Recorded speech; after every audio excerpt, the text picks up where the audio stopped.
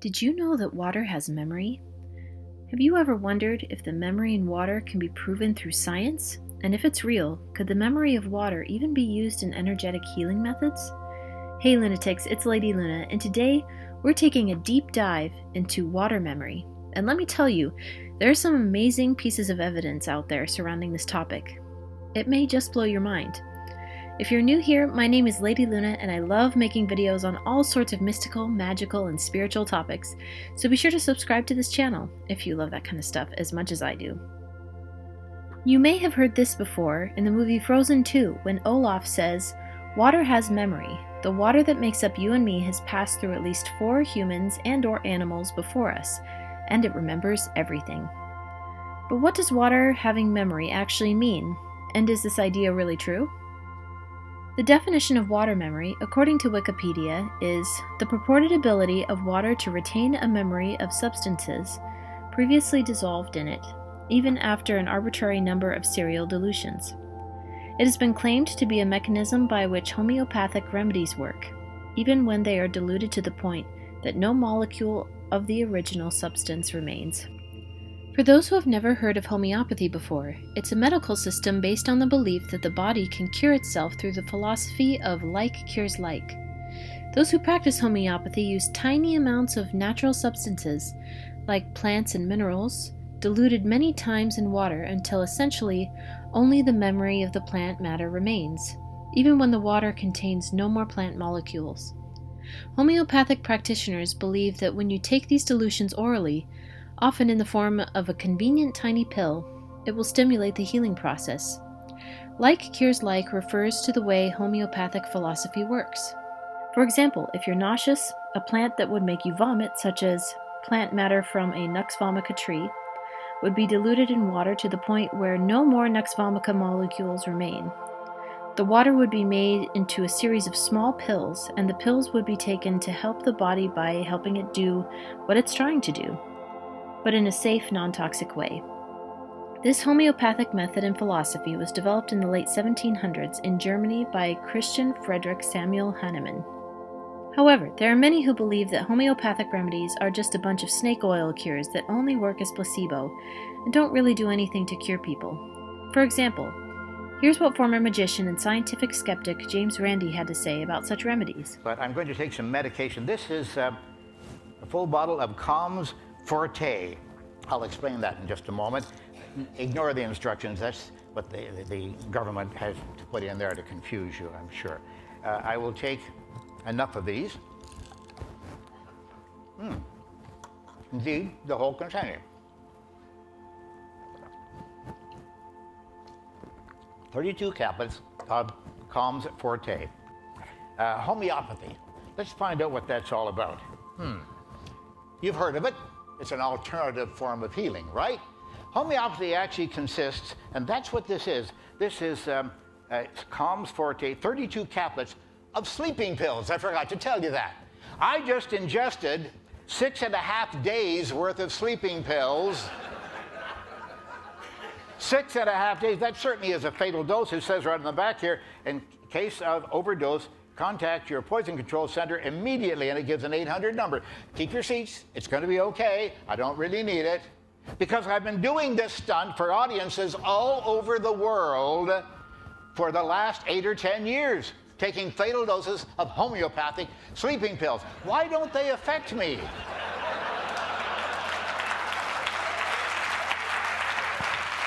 The answer may surprise you. What is homeopathy? It's taking a medicine that really works and diluting it down, well beyond Avogadro's limit, diluting it down to the point where there's none of it left. Now, folks, this is not just a metaphor I'm going to give you now. It's true. It's exactly equivalent to taking one 325 milligram aspirin tablet, throwing it into the middle of Lake Tahoe, and then stirring it up, obviously with a very big stick, and waiting 2 years or so until the solution is homogeneous. Then when you get a headache, you take a sip of this water and voila, it is gone. Now keep in mind, I personally am a big fan of James Randi, and I love that he exposed so much fraud and so many charlatans during his career. He even had a long-running challenge that if anyone could come on his TV show and prove something supernatural to be real, he would give them a $1 million check right then and there. It was called the James Randi $1 Million Challenge. And it's not too surprising that no one ever successfully completed his challenge, so no one got the $1 million.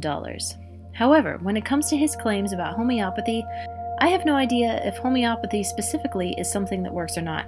Yet, regardless of these kinds of treatments, there are still plenty of scientific ways to observe water having real, measurable memory. You may have also heard of the water experiments done by Masaru Emoto. He's well known for his water freezing experiment, where he spoke words, prayed, or played music over water, and immediately froze it straight after. Here are some of his results. This next series of photographs are the work of Japanese researcher Mr. Masaru Emoto from his book, The Message from Water.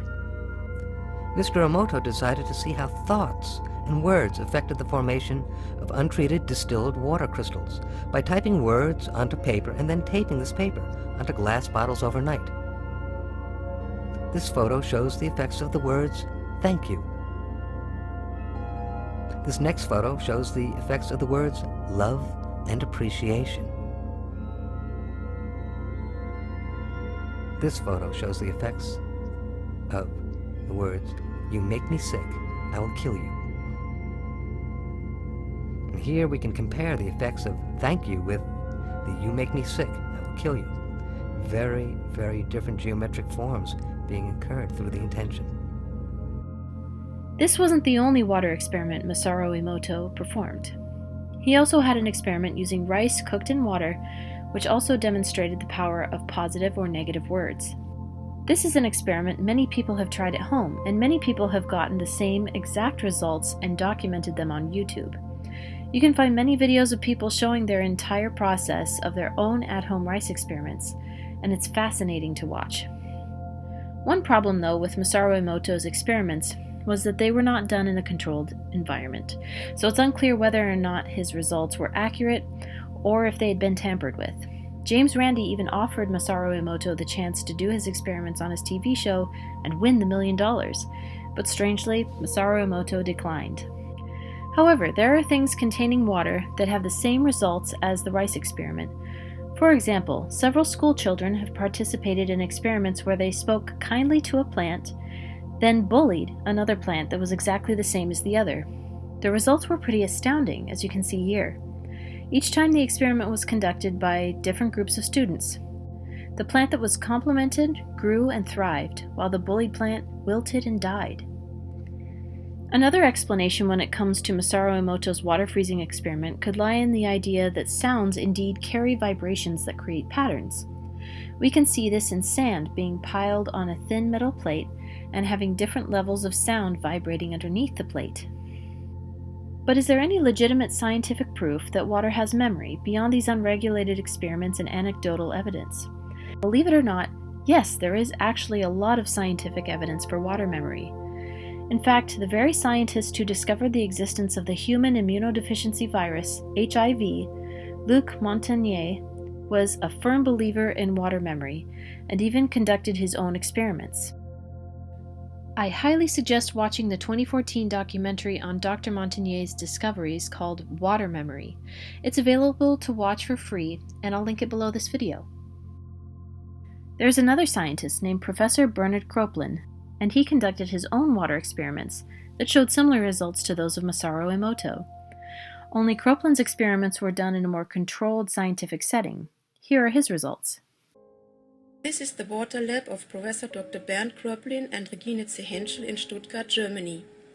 The aerospace researchers found out that water has a memory and stores information. They researched over 18 years in their water lab, World in a Drop. Now they are going to show you some of their results.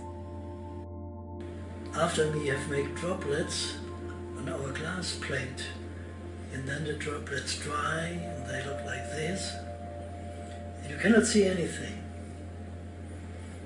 And then if we take photographs with a dark field microscope of these droplets, then what do you expect? I have expected to see a chaos. but you don't see a chaos. Each drops look like this. And because these has been water of the lake of Constance. So see on a nice picture from the droplets of the lake of Constance. We call this the face of the water. So the Lake Constance seems to have a face. And not only the Lake Constance has a face. See here a number of faces. Tap water from Stuttgart, lake water from Berlin, Tibet water, holy water, tap water from Beijing, Gordon Glacier water. See, all these waters have different images, which we call different faces. And now the interesting question is, can we change these faces? Where do they depend on? And are they ironed for millions of years? No, they're living. So the water takes up information and these faces change, and the water then memorizes what it has experienced during the life of its water. When we have put the flower into the water, then we took drops out of the water and made drops on a glass plate. And the drops dried, and then we made photographs under the microscope. So, and then you see a very astonishing thing. If we have a petunia flower inside, then the pictures, all pictures on this glass plate, look like this picture here. And when you have a Sweet William's flower inside the water, all the pictures look like this picture of the Sweet William image. So what does it mean? It means that the water has stored the information of the flower. And the information which is stored in the water was on the drop. And then if you take the photograph, then we see that the water has built up a systematic structure. So all petunias flowers look like this, and all Sweet William flowers look like this. And now the next is, can we even do this with stones? Many people like to drink water with some stones that are inlaid. And this stone is an amber stone. And here you see the picture from the amber stone after one day in water. And you see, the water has taken up the information of the amber stone. And if you drink it, then you put it to your body, and it mixes with your body water, and it changes the structure of the body water. On the YouTube channel called Water Memory 21, there is actually a video of an experiment where water is radiated with a certain amount of hertz for 30 minutes, then left alone for 48 hours and measured afterward. Shockingly, even after all that time, the water was still measured to express the same amount of hertz, as you can see here.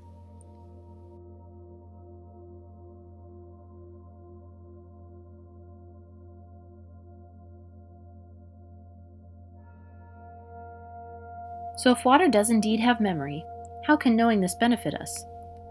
Personally, I think things like homeopathy are great to try alongside regular medical treatment, but should never be a replacement for medical treatment.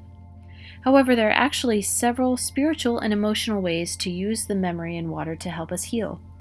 For example, crystal water, also known as crystal elixir, is a great way to use the energy of crystals infused into water in order to drink, take a bath in, or even wash the floors of your home with to make your space feel more positive. For more information on the science of crystal energy, be sure to watch my linked video I made about that.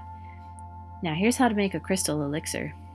Do it first thing in the morning, like I'll fill my jar up and then I'll put it in the windowsill, set my intentions, take a few deep breaths, and sort of meditate on the water with my crystals and kind of just ask them to charge the water and help me be the best version of myself.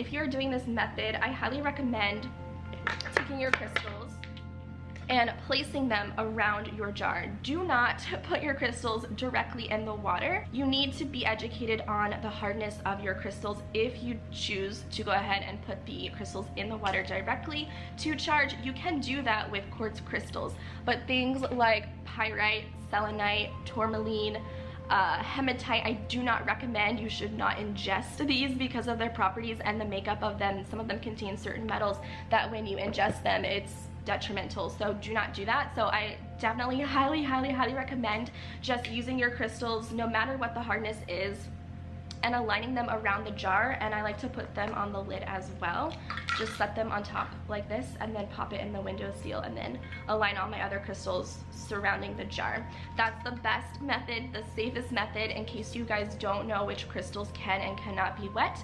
But the golden rule pretty much is quartz crystals, you know, rose quartz, citrine, amethyst, clear quartz, those have the hardness where you can actually set them in the jar, let them charge and drink them, but I just keep it simple. Same rule applies if you want to take a crystal bath and, you know, actually put your crystals in your bathtub with you. Make sure you know the levels of the hardness. Keep in mind, it's always safest to use crystals from the safe list of crystals that can be put in drinking water.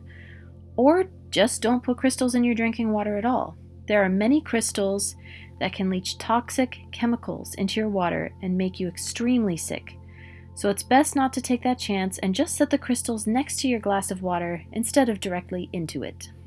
There is another energetic healing method using something called flower essences made out of flower petals left in water and set out in the sunshine for several hours. The water is then collected, preserved with brandy or vodka, and taken orally just a drop at a time for emotional healing. Different types of flowers are said to help different emotional issues such as sadness, anger, etc. Here's how a flower essence is made. I've just cut these beautiful lavender flowers from this plant here. Lavender flower essences are for the overactive mind. So you would take this flower essence if you're the type of person that goes to sleep at night and can't turn off their mind. It just helps to calm the brain. So how we make flower essences is we do not touch the flowers. We can touch the stem here, and we just cut off the bloom and we put them in a bowl of really pure spring water, and we let them sit in the sun for roughly 2 to 5 hours, depending on how hot the sun is that day. We're going to just let this sit in the sun now I'm going to let this sit here for about 3 hours because of how hot it is today. So it's really this simple. After we let this sit for 3 hours or so, then we're going to mix it with brandy so it preserves it, and then that will be the start of our flower essence.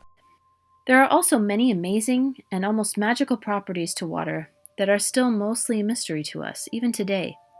Water memory and all the energetic healing methods you can do with it absolutely fascinate me and always make me want to learn more. Have you ever used a water memory-based healing method before, such as homeopathy, crystal elixirs, or flower essences?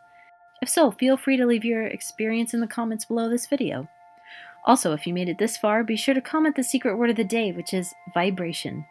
Thanks for watching, guys. Be sure to subscribe, and I hope to see you again soon with more videos on other mind-blowing topics. Bye!